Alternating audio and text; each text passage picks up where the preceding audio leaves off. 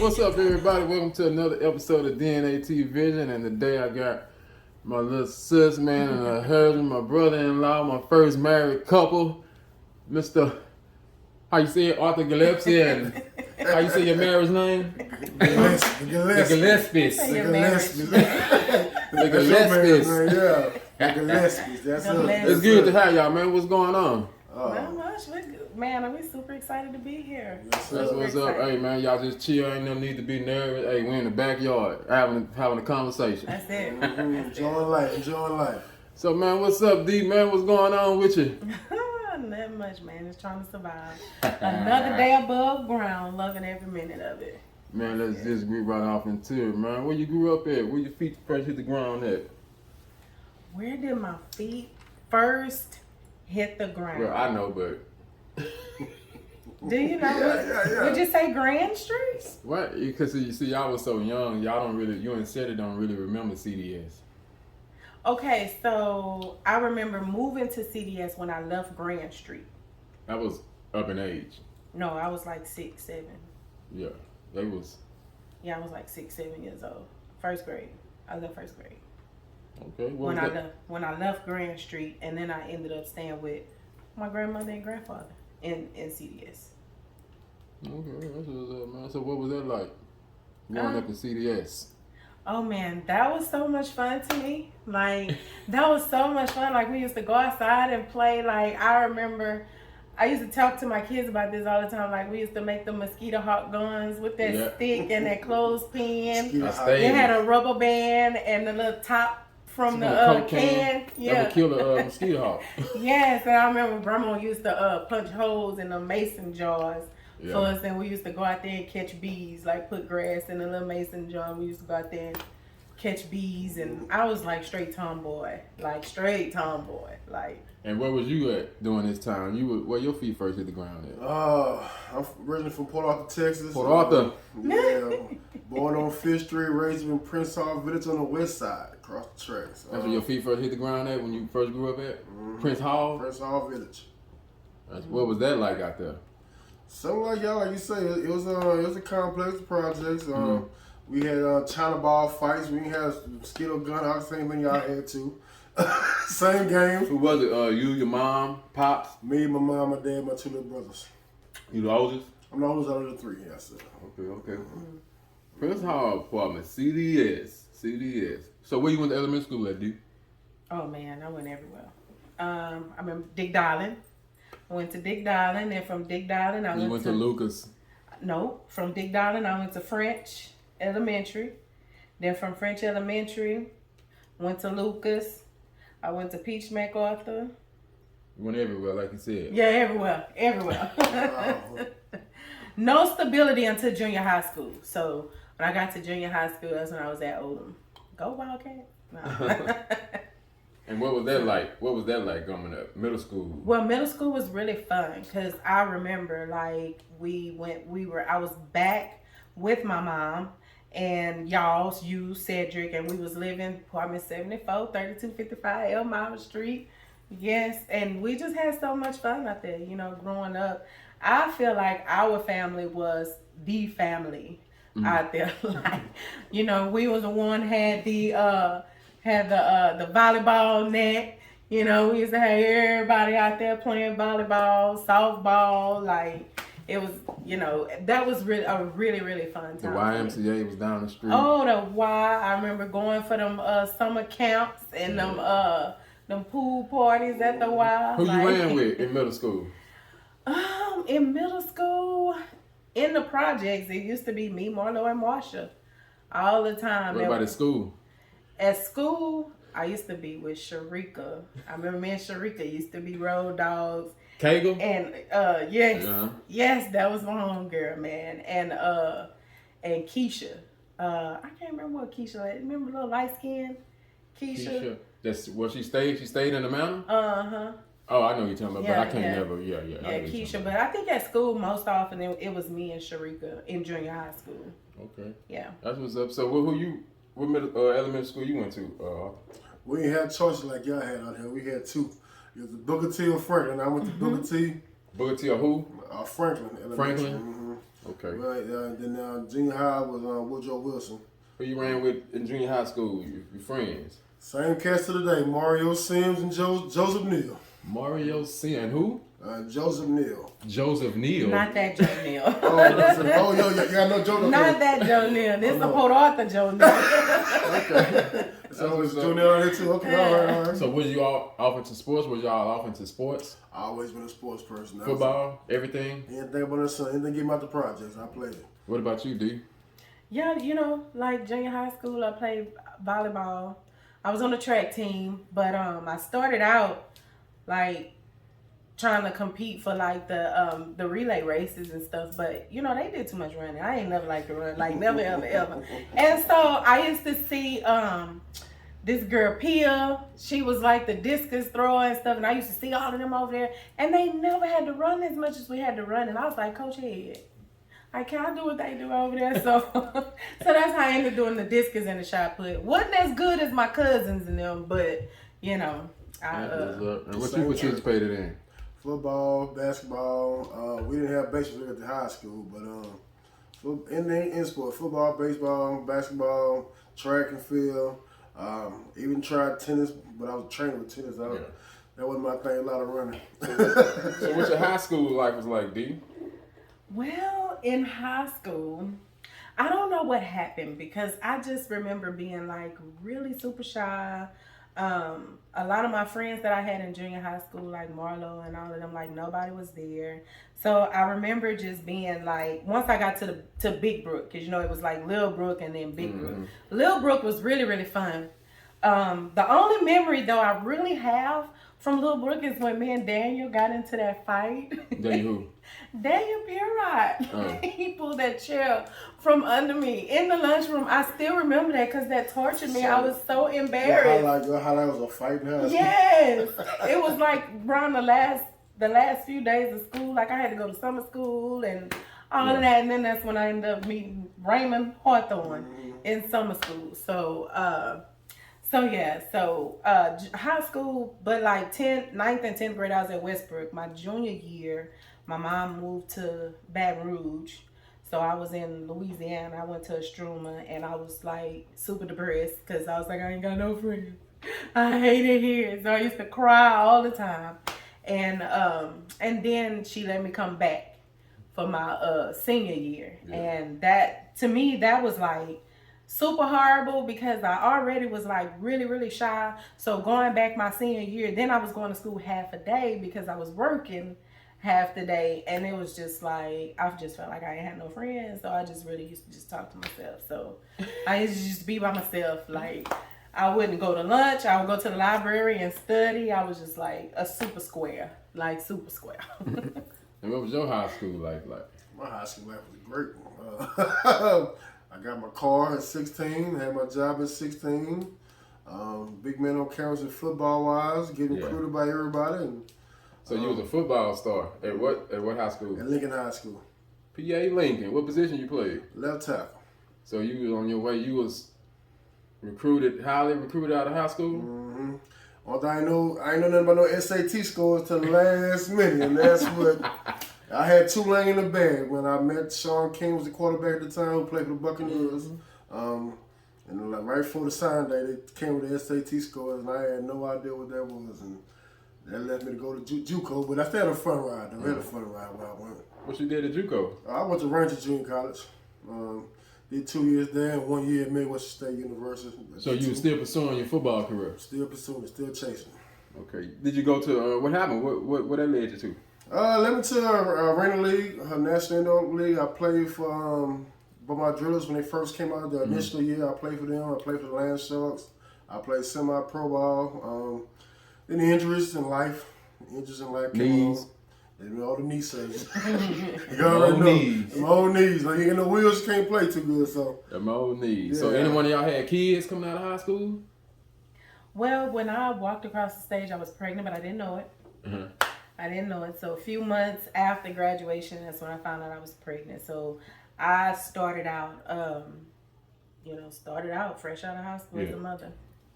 Going through it. going through it, trying to figure life out. Didn't know what the world I wanted to do, where I was going. I wanted to go to the military. That was I just really wanted, I was in ROTC, you know, in high school. So I really loved it. Like, so I really wanted to go to the military, but then I found out I was pregnant. Yeah. So it was like, you know, I still could have went, but they were like, you don't have to sign over the rights to the baby and all of that. And I was like, I guess, you know, I'm going to stay here and thug it out. So I had to figure it out. I had to grow up fast. So after college, what you got off into, Mr. Arthur? After college came correctional facility. Started working in the prison. Mm-hmm. Yeah, what was that like? It was a culture shock. It wasn't playing football no more. I was a 23-year-old man. We there with a bunch of grown men, and they've been doing time as long as I've been living. Yeah, you know, it came. You grew up fast and learned a lot of respect because you know. All you got is your balls and your words, and that's it. If you go wrong, they got you too. So learn about respect, learn about how things operate, learn about how convicts and offenders are two different people. You learn a lot about life, man. So that was my change of life right there. Yeah, you got off into that too, right? Oh yes, I did. Yes. What year you got off into that? 2000 what? 03. 03? 03. I started. I already had. I had all three of my kids. I was like my late 20s. Failed relationship. Like I was with my kid's father. And it was kind of like, this is not a great relationship. Like we're going to kill each other. So I need to go ahead and get up out of here.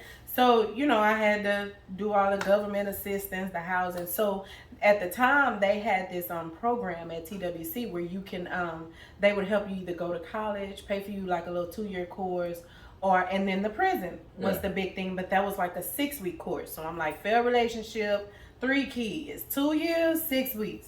Let's go with this 6 weeks right here so I can get on up out of here. So we were still together and I went through my 6-week training.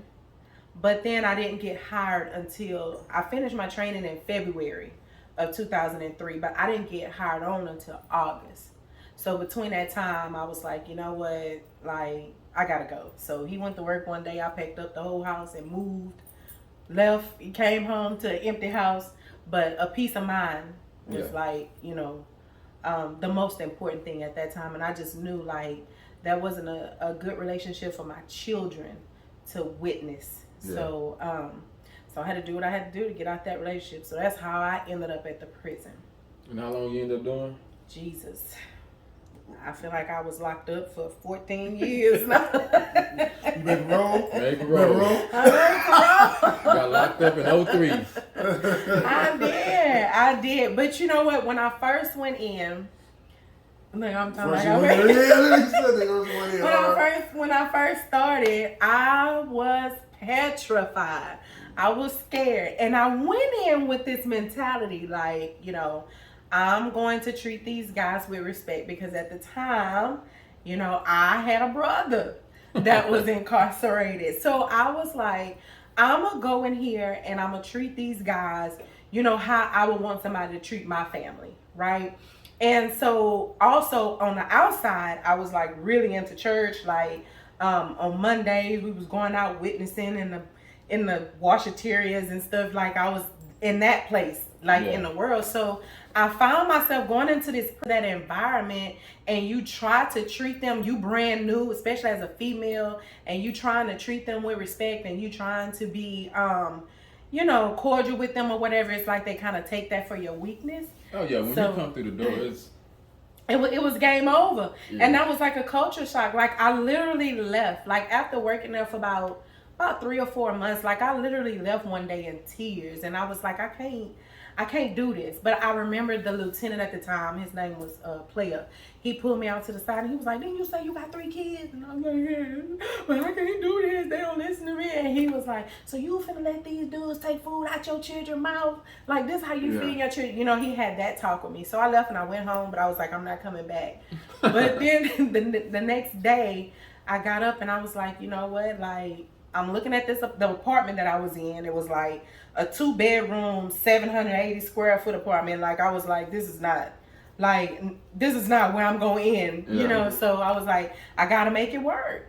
So I went back in there like with a different attitude. And it's like, I was like, you know I got a little thug deep down on the inside of me. Like, we just gonna have to dig deep. So I kind of found myself like, being in a picket, like praying and stuff. And then like, stop beating on that mother. You know what I'm saying? I was like, oh Lord. So then I started, oh, I'm sorry, Jesus. You can't cuss and say, oh, You know what Lord, I'm saying? I'm reading my Bible and cussing at the same time. So what happened was, in my mind, it's like, this is my livelihood.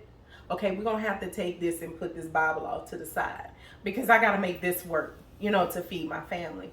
So I really that prison changed me. Yeah. Like, and when I talk to people and I tell them like how shy I was in high school, it's like, no way.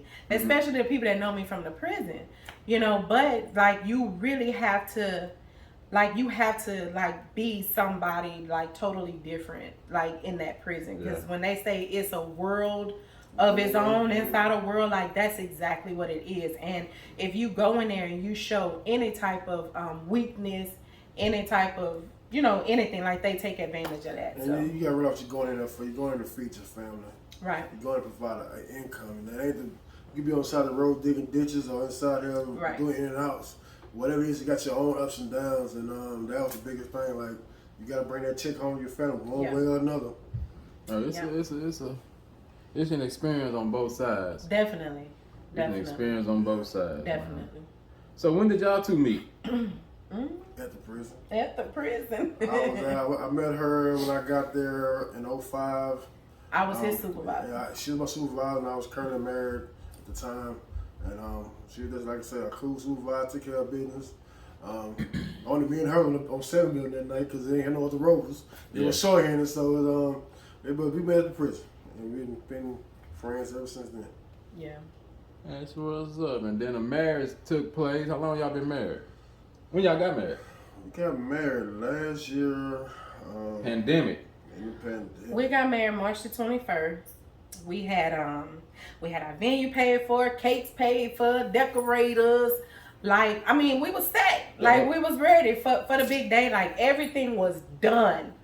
And then that Thursday before our wedding. My birthday was March 18th. Yes. They started shutting down everything on my birthday. Yeah, we was going through with it. Pastor was gonna let us try. Pastor was gonna let us do it. He was fighting with us. He was fighting. He wasn't giving up on us. Yes, he was like, because I know how this is. He was like, if this was my daughter, I wouldn't want anybody to do this to my daughter. So, D, I am not gonna cancel y'all wedding. Mm-hmm. The cake. Miss Debbie calling me, Demetria, this is the last day. Like, you're not gonna be able to get your money back. And I was like, no, my pastor said we're gonna have our wedding. Actually, my one of my classmates. Shout out to Rolanda. She was our caterer. Mm-hmm. I mean, everything. Like, people calling me and I'm like, no, we gonna get married. Our family calling, hotels still, we still get we gotta come, you gotta worry about it. We get married without you. We getting married. It's that attitude, but we really have to sit in like it's coming to the end, like, oh my God, let's shake the world early that Thursday morning before that Saturday of our wedding, Pastor called. Mm-hmm. D, I'm sorry. No, we called him. And 3 days before? Yeah. That Thursday. Yeah. That's my birthday, probably. Yeah. The 18th? That's the day. He called us and he was like, we're going to have to cancel. That's when they was really shutting everything right. down. That's when everything went down. Right. That's when but they see, shutting it down. His thing was, they not about to tell me what I can and cannot do to my church. Yeah. But then the government was like, yeah, we're going to tell you what you can do. What you can and cannot do in your church. Yeah. So, pay the fine and everything. So it's like, come to part of paying money. So that's a problem. But he still allowed us. He said, they said no groups larger than 10 people. Mm-hmm, mm-hmm. And I was like, but Pastor, like, after his kids and my kids and our parents, that's it. And so he was like, well, D, don't go over 20. So I said, okay, we can work with that. So we still ended up getting married, like we had more than 20 though. Yeah, well, it was like 21. We had like 21 people there. And to me, I was like, the way that everything went the day of our wedding, I was like, now you mean to tell me I done paid $3,000 for decorations, and the way that our wedding was, it was perfect. Simple to me. And perfect. It was simple and perfect. And so we never got the cakes.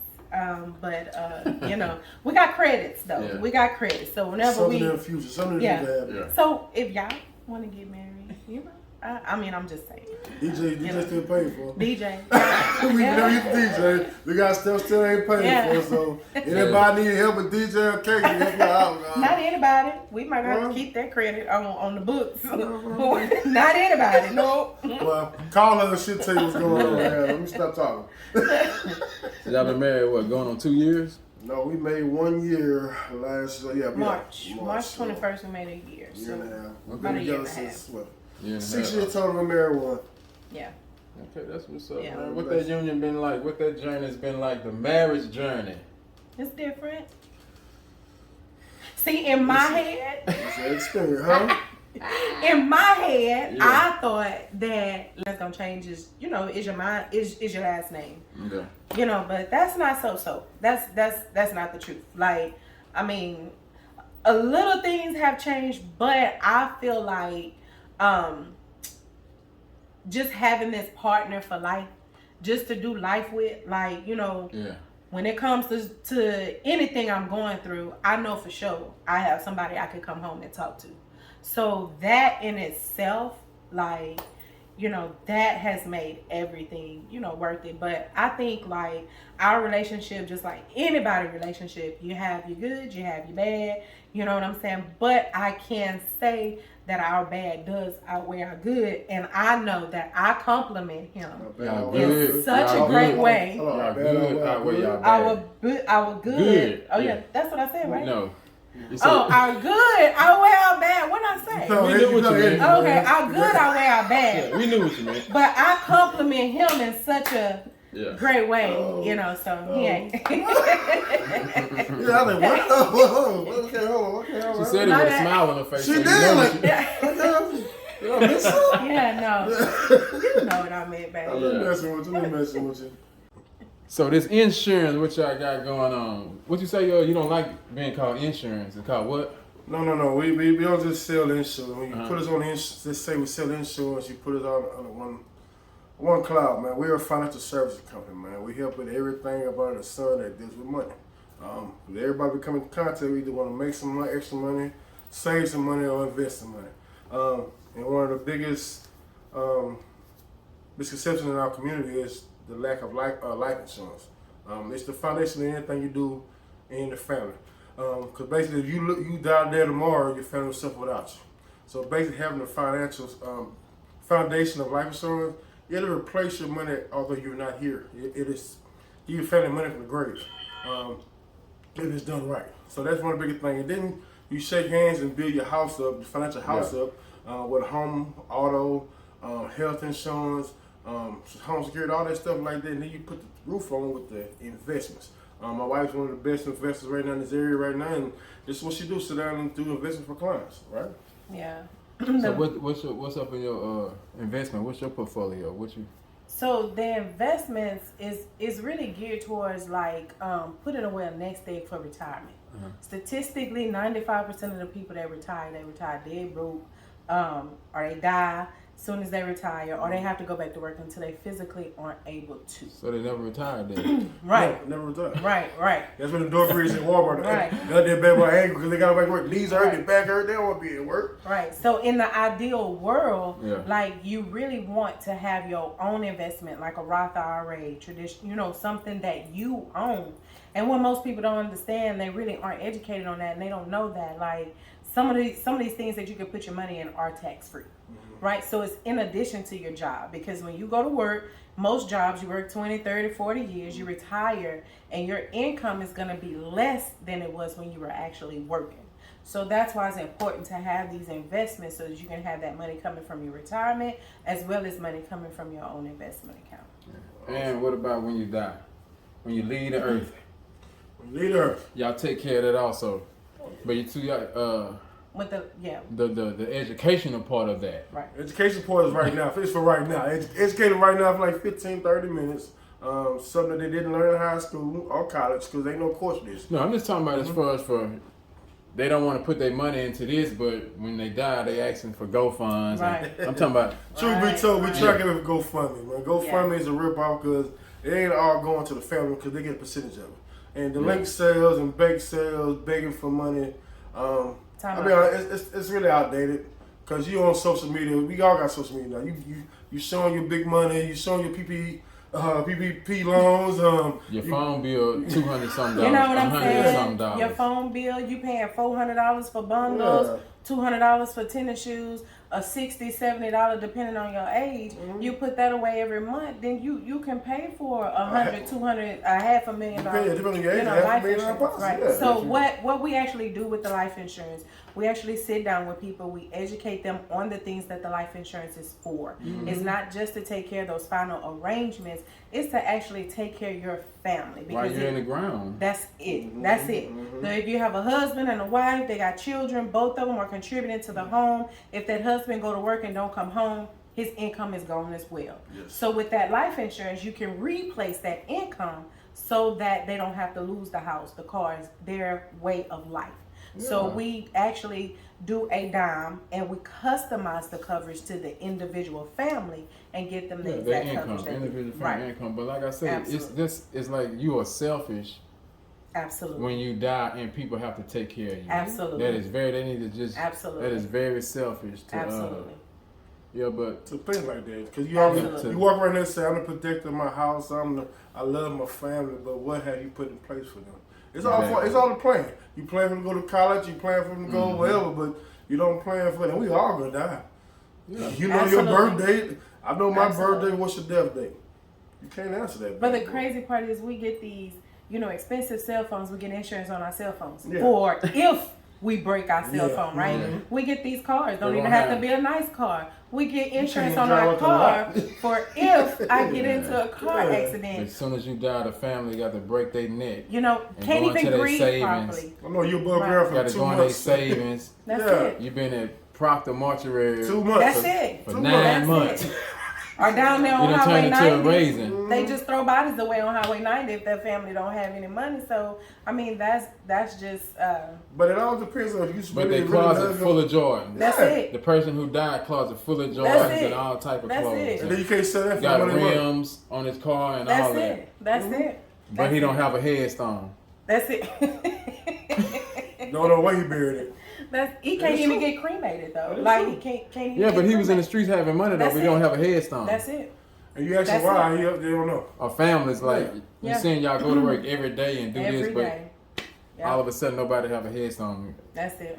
And But everybody struggles. Everybody going through Right. something. So What's it's the normal. lowest policy a person can get that's struggling financially and they just needed to The lowest dollar- we can go ahead. is Yeah, what's it? $15. Lowest amount what I'm the covered? lowest What I'm we can covered? What's covering me for my Man, $15? 15, I'll get you $15,000 if you want to do it though. But seriously, you don't have no health issues. and age Age, is factored yeah, into that yeah, as yeah. well. So I did a young cat from $50 a month. What they give me? I was saying that cat from Houston. He remember he was Marine. Put some insurance. A $500,000 policy on himself was right at $61. He was 23 A years month. old. $500,000. Because he would say he'll make sure everything happened to him while he's in service. He want his family His daughter taken is care of. taken care of, and she's only 2 years old. $61 a month For $500,000. for $500,000, people. That's it. That's it. 23 years old. Of course. It's other things that go There's involved, other so things that go don't into think it's play just with going. that. Because But we see these commercials. We could get you covered $1 million for Yeah. $9.99. That is not true. He was That able is to not get covered true. that. But we're talking to everybody on their own basis. Because everybody's different. Your Yeah. needs different from mine different from her. everybody's financial situation is But it's different. all Absolutely. customized. So that's what I'm Yeah. saying. We sit down and That's talk what I'm to saying. the Y'all family. work with people financial Absolutely. situations. That's what we're Absolutely. saying. Because if Absolutely. you can't pay So, for the policy. so what you're saying is really no excuse not to have one. Absolutely. No. None whatsoever. None whatsoever. Take care of your families, people. That's Stop it. being selfish. It's when you're very dead, important. you're gone. Reward your people. That's ain't- it. Hey, I mean, it's all good, man. Yeah, you are going to die. You can pay for Everybody. yourself. You can pay for That's yourself it. when you die. That's it. You And should then- have to then- come out your pocket. Shouldn't have And to. then somebody said, what if you do live long? That's what she come with the investment. You do live long. Do you want to keep working in your old age? Nobody. Do you want to relax and go see the world? Yeah, But either way, you got a good investment with $500,000 in investment, you can still pay for your funeral. that's it. You don't need the life insurance. So what other company teach you to get away from life insurance? You just got to start when you're young. Right. Start when you're young. Start Hey when man, y'all need to check them out, man. I was hesitant That's at it. first. I'm down with it. Everybody Yes. down with it, man. Yes. Can y'all say the name? Y'all can't say the name? Okay, so they can email me or call me, and we can give them all the information. All right, You can't give it all to them right now. Just get in touch with us and we'll talk to you like email everything. me or call me, and we'll sit down and we'll customize. It's free. You know, we can tell them exactly what they can get, exactly how much they're gonna pay. The thing of it is, a lot of people think they have time, but you just never know what curveballs life gonna throw. Especially you. with COVID in the business. That's it. That's it. Yeah, That's it. Don't wait till You it's too never late. know. You Don't never wait till know. it's So too late. the best thing, the ideal thing, is to get it while you're healthy and while you're young, right? Because you never know what's gonna happen to you. That's gonna prevent you from being able to get life insurance. And then we're gonna put a whole plan in place so that when that term is up, you can have a nest egg in place and you won't have to have life insurance because you'll have enough income over here that's gonna replace your income and everything. So just reach out to me. We'll make it happen. Let's reach out. We'll make that's it happen. it.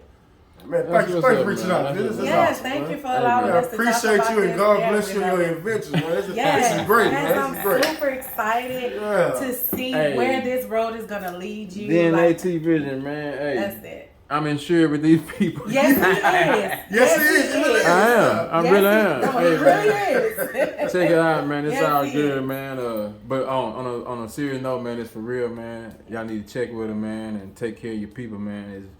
I never really thought about it like that, but it's really selfish to pass away and people have to use their hard work and earn money to bury you. That's it. But once again, man, I thank y'all for stopping by. Whenever y'all get ready to chop it up with us to break it down on some more financial what? That's it. Literacy. Literacy. We'll come back next video. We're gonna break down Yeah. cash. We're gonna break down whole life versus term life insurance. We'll Okay. break that down. So Okay, that's what's up. All That's what's right. up, man. DnA-Tvision, baby. We love y'all and thank y'all, man. thank All right, you. all right, all right.